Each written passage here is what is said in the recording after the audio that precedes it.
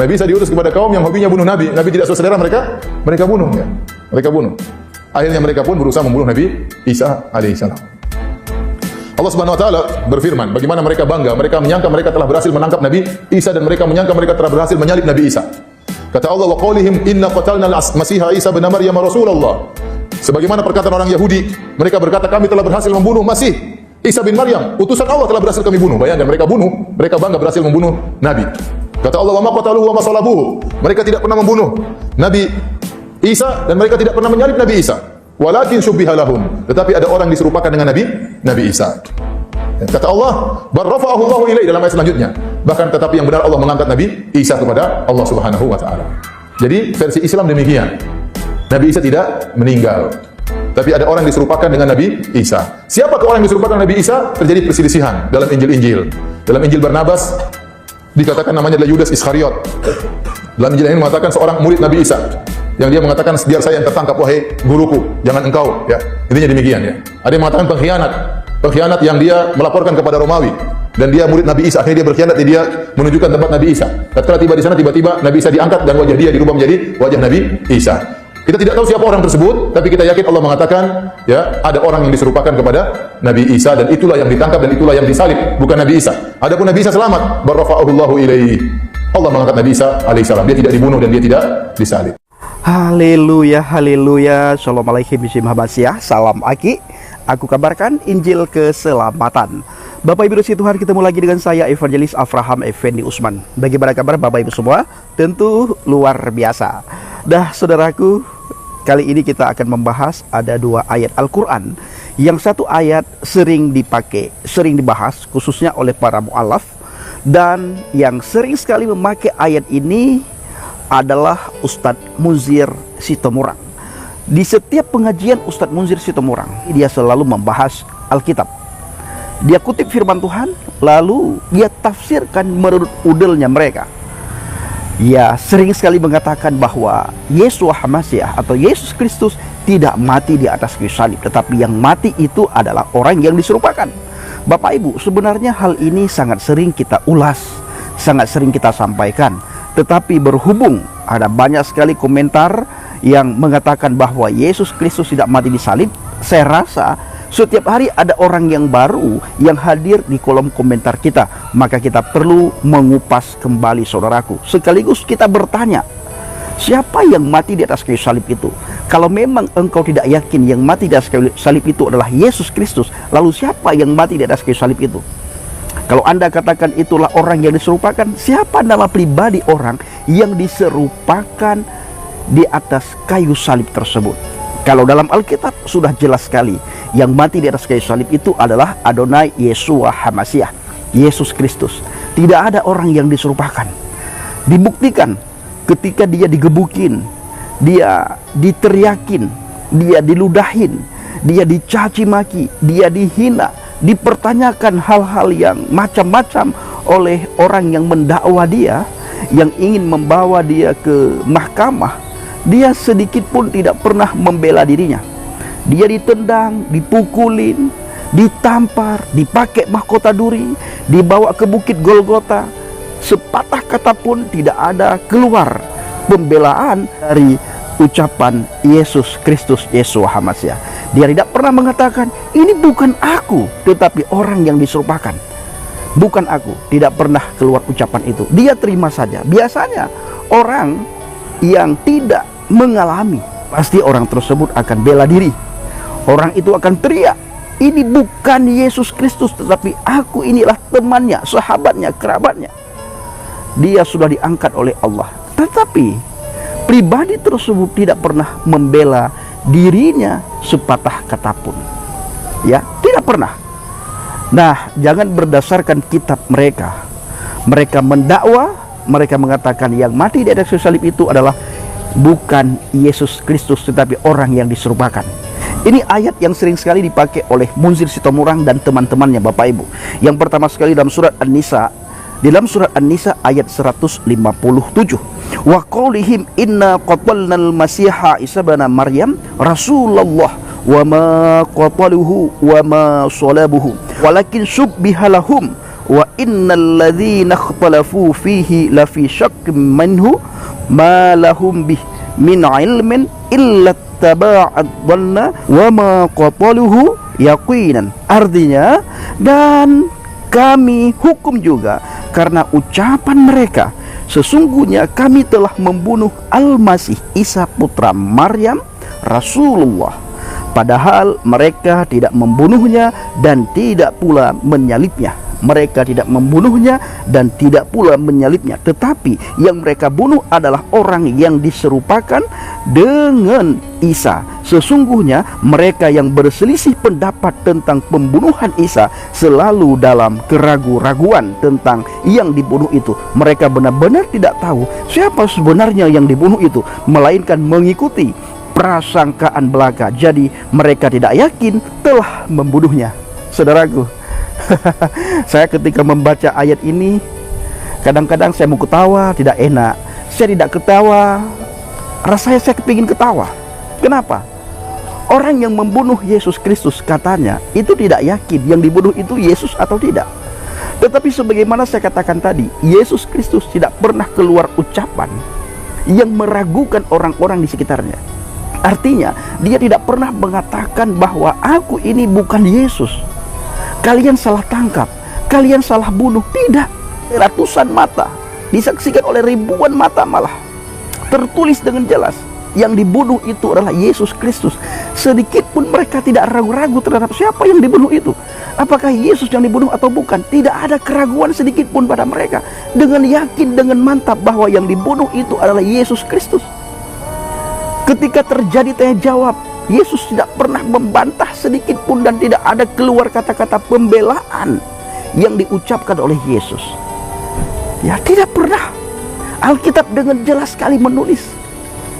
Luar biasa Alkitab, Bapak Ibu. Makanya Alkitab ini tidak boleh dipandang atau ditafsirkan menurut kitab suci orang lain, menurut kitab agama lain. Alkitab tidak boleh ditafsirkan menurut kepercayaan orang lain. Alkitab tidak boleh ditafsirkan menurut pandangan orang lain. Alkitab tidak boleh ditafsirkan menurut keyakinan orang lain, menurut iman orang lain, menurut kepercayaan orang lain. Alkitab ditafsirkan menurut Alkitab. Maka orang yang tidak pernah baca Alkitab tidak boleh mentafsirkan Alkitab dengan seenak udelnya. Sebagaimana kitab kalian tidak boleh ditafsirkan oleh orang yang tidak beragama dengan kalian, yang tidak seiman, seakidah, sekeyakinan, sekepercayaan dengan kalian, begitu juga kitab suci orang lain. Jangan kalian tafsirkan menurut udelnya kalian. Jangan kalian tafsirkan Alkitab itu dengan Al-Quran. Tidak akan ketemu. Dalam Alkitab dengan jelas sekali siapa Yesus Kristus, bagaimana kelahirannya, bagaimana kematiannya, bagaimana kebangkitannya, itu dengan jelas sekali ditulis. Kita percaya itu, kita imani karena tertulis. Kita tidak percaya dengan kata orang, kata si A, kata si B didengar dari si C didengar dari si D didengar dari si E didengar dari si F. Iman kekristenan tidak percaya kata si A, kata si B, kata si C didengar dari si A, didengar dari si B, didengar dari si C, lalu yakinlah, imanlah. Tidak seperti itu iman kekristenan. Iman kekristenan itu kami percaya, berakidah, beriman, bertakwa berdasarkan apa kata firman Tuhan. Kami yakini apa kata firman Tuhan, kami ikuti apa kata firman Tuhan, kami imani apa kata firman Tuhan, dan kami lakukan apa kata firman Tuhan. Ketika mereka mengatakan wa ma qataluhu wa ma salabuhu, engkau tidak membunuhnya dan engkau tidak menyalibnya, tetapi yang engkau bunuh dan yang engkau salib itu adalah orang yang diserupakan, tidak pernah ada yang tahu siapa yang diserupakan itu. Para alim ulama tidak ada juga yang tahu siapa yang diserupakan. Akhirnya mereka ambil satu kesepakatan, yang diserupakan itu adalah wallahu alam, hanya Allah yang tahu. Ya. Lalu mereka juga mengatakan tadi ayat yang sudah saya bacakan, bahwa orang-orang yang membunuh Yesus Kristus, mereka ragu-ragu siapa yang mereka bunuh. Mereka masih ragu-ragu, tidak pernah keraguan sedikit pun terhadap orang-orang yang membunuh Yesus Kristus. Keraguan itu tidak sedikit pun. Dan dibuktikan Yesus tidak pernah membela dirinya sepatah kata pun ketika dia dibawa ke bukit Golgota. Di saat dia disiksa, dicambuk, dianiaya, digebukin, dipukulin, diludahin, bahkan dia dipakai mahkota duri, tidak pernah keluar ucapan-ucapan pembelaan daripada Yesua HaMasiah. Ini membuktikan bahwa memang benar yang dibunuh dan yang disalib itu adalah Yesus Kristus. Sebagaimana saya katakan tadi, Anda jangan mentafsirkan Alkitab dengan seenak udelnya dan jangan melihat Alkitab menurut pandang kitab Anda. Tidak akan ketemu. Kalau Anda ingin tahu kejelasan firman Tuhan, kejelasan Alkitab, lihatlah Alkitab itu sendiri. Belajar pelan-pelan, nanti saudara pasti akan menemukan kebenaran di dalam Alkitab itu. Ya, belajar pelan-pelan, nanti saudara akan menemukan kebenaran di dalam Alkitab tersebut. Jadi sekali lagi, tidak ada keraguan sedikit pun terhadap mereka yang membunuh Yesus Kristus. Dengan yakin, dengan mantap, dengan pasti mereka membunuh Yesus Kristus. Keraguan pada diri mereka tidak sedikit pun, ya. Nah, Bapak Ibu, mereka tidak pernah membahas satu ayat dalam surat Maryam ayat 33. Maka saudara tidak pernah menemukan, menjumpai para ustadz dan ustazah, para muqallab membahas surat Maryam ayat 33 ini, di mana di situ Isa Al-Masih sendiri yang mengatakan, wassalamu alayya yauma wulidtu wa yauma amutu wa yauma ub'atsu hayyan. Artinya, dan kesejahteraan semoga dilimpahkan kepadaku. Kalau ini Bapak Ibu, Isa Al-Masih sendiri yang mengatakan. Kalau surat yang sudah saya bacakan tadi itu Allah yang ngomong, kalau ini Isa Al-Masih sendiri yang berkata, dan kesejahteraan semoga dilimpahkan kepadaku pada hari aku dilahirkan, pada hari aku meninggal, dan pada hari aku dibangkitkan hidup kembali. Bagaimana menurut teman-teman ayat yang baru saja saya baca dalam surat Maryam ayat 33? Ini benar-benar tidak pernah mereka bahas, saudara. Kenapa tidak pernah mereka bahas? Kita juga tidak tahu. Bang Pendi, kenapa membahas hal ini? Perlu kita bahas, Bapak Ibu, supaya mereka tidak sibuk menghina iman kekristenan, tidak sibuk mempertanyakan iman kekristenan. Sesekali saudaraku, tanyakan balik mengenai iman mereka, Bapak Ibu. Tanyakan, karena mereka hanya pintar membaca, pintar menghafal, tetapi jarang sekali dan sedikit sekali di antara mereka yang memahami makna, yang tahu arti daripada apa yang mereka bacakan ataupun yang mereka hafalkan itu. Ya, sangat sedikit mereka tahu. Tetapi mereka pintar dalam menghafal, dalam membaca. Makhrijal hurufnya, tajwidnya itu sangat pintar. Penafsiran mereka lebih hebat menafsirkan, Bapak Ibu. Ya, sangat hebat mereka dalam penafsiran. Tetapi mereka minim tentang pengetahuan akan apa yang mereka bacakan. Saya sering sekali sampaikan, Bapak Ibu, di saat saya melakukan penginjilan, ketika jam sholat, saya bertemu dengan teman-teman yang Islam yang mengabaikan sholat, padahal sudah waktunya, sudah azan. Saya suruh mereka sholat. Mereka tidak menghiraukan, Bapak Ibu. Lalu saya bertanya, apakah kamu tidak takut berdosa? Mereka tidak jawab. Lalu saya bertanya, sebenarnya kamu tahu nggak apa yang kamu bacakan di saat kamu melakukan sholat? Tidak ada yang tahu. Mereka hanya pintar hafal. Allahu Akbar, Allahu Akbar kabira, walhamdulillahi katsira, wa subhanallahi bukratan wa asila, wajjahtu wajhiya lilladzi. Bapak Ibu, mereka hanya pintar hafal. Tetapi ketika kita tanya arti daripada apa yang mereka hafalkan dalam sholat, tidak ada yang tahu. Sedikit saja orang yang mengerti, orang yang tahu terhadap apa yang dibacakan dalam sholat. Sedikit saja, Bapak Ibu. Nah, saudaraku, para pecinta syariat jauh bagian, maka dari itu saya saat ini selalu mengajak teman-teman supaya jangan terus-terusan menjawab setiap pertanyaan mereka. Ajukan pertanyaan balik kepada mereka mengenai iman, agama, akidah, keyakinan mereka, supaya mereka punya waktu untuk belajar tentang akidahnya, belajar tentang agamanya, belajar tentang keyakinannya. Bila tidak kita pertanyakan, mereka setiap hari mengolok-ngolok iman kita, iman kekristenan. Saya sudah mulai telepon teman satu-satu. Mulai sekarang jangan lagi menjawab ya, tetapi ajukan pertanyaan mengenai iman, agama, kepercayaan mereka, supaya mereka ada waktu dan mereka sibuk belajar tentang agamanya, belajar tentang keyakinannya, belajar tentang apa yang diimaninya, khususnya mengenai kitabnya. Sebagaimana saya katakan tadi, Di satu ayat Allah berkata, tidak, Isa Al-Masih tidak pernah mati dibunuh, tidak pernah mati di atas kayu salib. Memang Bapak Ibu, antara Isa dan Yesus itu bukan satu pribadi, tetapi mereka selalu mengaitkan antara Isa dan Yesus itu sama. Ketika kita menjawab, mereka tidak terima. Makanya daripada kita capek menjawab, lebih baik kita mempertanyakan, supaya mereka punya waktu untuk menjawab, menyelidiki, dan belajar mengenai agama, keyakinan, dan iman serta kitabnya. Di satu sisi ayat yang sudah saya bacakan tadi, Allah berkata Isa tidak mati dibunuh, tidak disalibkan.